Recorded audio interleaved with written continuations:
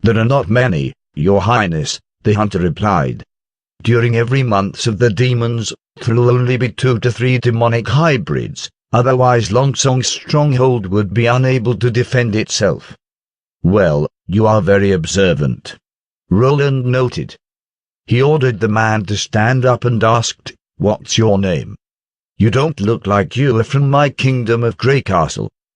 Half of my lineage hails from the Majin clan, and the townspeople call me Iron Axe. Majin, the Iron Sand people, were said to be the descendants of Iron Sand Giant, who once lived in the southwest of the Barren Lands. Roland searched for any memories he had related to the Majin clan and realized that Iron Axe did not use the name his clan called him by, but instead used the name given to him by the people of Border Town. Apparently, he did not want to have a relationship with the Iron Sand people. As for why, since it was obvious that he was from the southwestern border of the Desolate Lands, Roland estimated that there was a series of sad stories involved. For the moment, those stories weren't important. Everyone was welcome in Border Town regardless of their background. Roland clapped his hands. That's not why I asked you all to come here. Carter, give each of these men 10 silver oils, and then they may go. Thank you very much for the reward, Your Highness, the 3 said in unison. Afterwards, the men were taken away by Carter. Carter returned once again and asked, Your Highness, why did you ask them these questions? Do you want to stay here? Roland didn't express any opinion, but instead asked, What do you think? This matter is out of the question, Your Highness, the knight said loudly. According to the hunter, even the demonic boars would be difficult to defeat. Outside of 50 meters a shot from a crossbow would have no effect. We would have to wait until it came within 40 meters, or even until 30 meters before taking our shot. Only our elite soldiers could accomplish this. Plus, there are too many demonic beasts, and we have no strong walls. We could only stand with the local guards to stop them. I'm afraid that the casualties would outstrip the accomplishment, and our defeat would be assured. You already saw what a witch is able to do, so why can't you think positively? Roland sighed. These witches are evil, but Miss Anna does not look so. As your chief knight, I use facts to look for the truth. If I could give you a city wall, do you think it would be possible to defend Border Town? What? For a moment Carter suspected that he had heard Roland incorrectly. If I give you a wall between the North Slope Mountain and the Redwater River, could you defend Border Town? Roland stressed every word he said. Although they would not be like the enormous walls from Greycastle and built only to stop beasts, but they should be enough.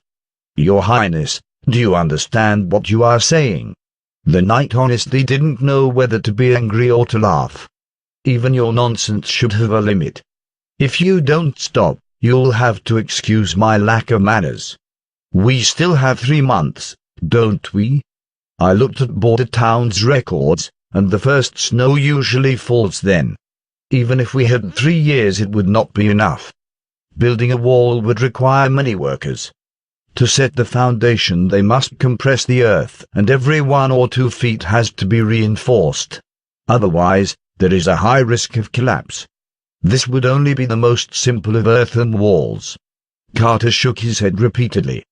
Brick and stone walls are even more difficult to build, and it would need hundreds of stonemasons who would first have to cut the stones or bake the clay into bricks.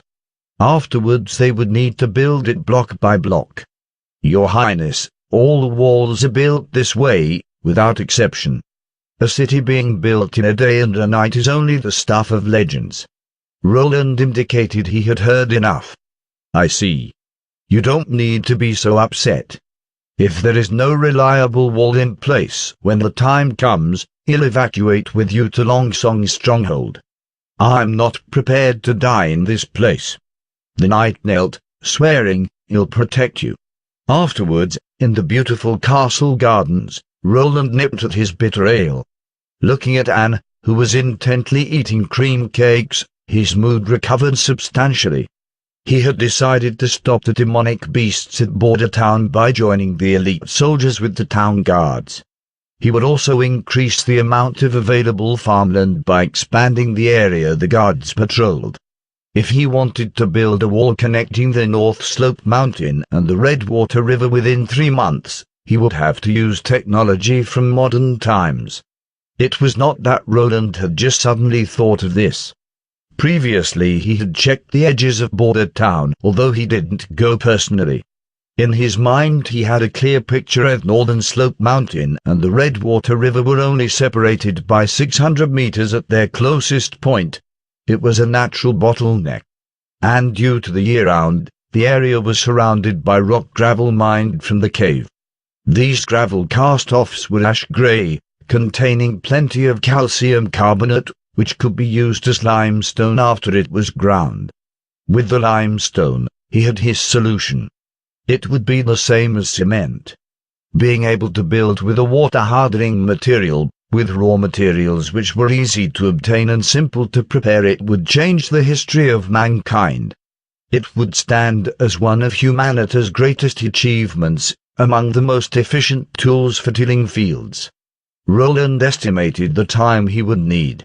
Even if he could implement new technology, even with cement, he wasn't sure if it was possible. The amount of cement they needed was too much, and he wasn't sure if they could calcine so much cement powder in 3 months. The strength of the concrete would be subpar, and they would need to reinforce it with steel. Thus, the odds for successfully building a concrete city were not great. They had to maximize the usage of existing materials in order to save cement, so building a field stone wall seemed to be the most appropriate choice. The so-called field stone was a stone which had not undergone any grinding. It was just a natural byproduct of mining. This stone, because of the irregular edges and corners, had no direct uses in building, but instead it first needed to be processed by the stonemason into usable bricks. However, building a field stone wall and using cement as binder was possible. Regardless of how oddly shaped the stone was, it could still be used, and the gaps between the stones was filled in by the cement. This process saved cement and used leftover materials. With this, the course was set, but as for the actual implementation, Roland was afraid he would have to do that by himself. Regardless of whether it was the calcined cement or field stone wall, both of these were new ideas. Except him, no one had ever seen these things, and no one knew how to make them. He was afraid he would be very busy for the next 3 months. "You, look here." The sound of Anna's clear voice came from behind him. As Roland turned, he saw a small cluster of flames in her palm burning quietly. There was no wind, but the tip of the flames was rising up and down, as if it was nodding to her. She shook her finger and the fire slowly moved towards the tip of her finger. Finally, it stood at the very tip of her index finger. "You did it." It was an incredible scene. Roland felt sincere admiration for what he had just witnessed. This was not a magical illusion, nor a chemical trick, but a real supernatural power. However, this was not the thing Roland was attracted to. Many times more dazzling than the flame was Anna's expression. While she was intently staring at her fingertips, her lake-water limpid eyes were reflecting the vibrant flame, as if an elf was sealed within a sapphire in her eyes. The traces left from being tortured in prison had already faded, and though she rarely smiled, her face was no longer lifeless. On the tip of her nose was a speck of sweat, and the rosy color on her white checks emitted vitality. Anyone who looked at her would be put into a cheerful mood. "What happened to you?" "Ah, nothing." Roland noticed he had looked at her for too long, and he removed his gaze and coughed. "Well then, try using it to melt the iron." In the past few days, except for eating and sleeping, Anna had continuously practiced. In front of the hard-working enthusiast, Roland could only endlessly blush and shimmy. Even when he studied for the college entrance examination, he did not work so hard. Apparently, shall not need long until she completely grasps this power, Roland thought. Once she does, my ideas for new projects can be put on the agenda.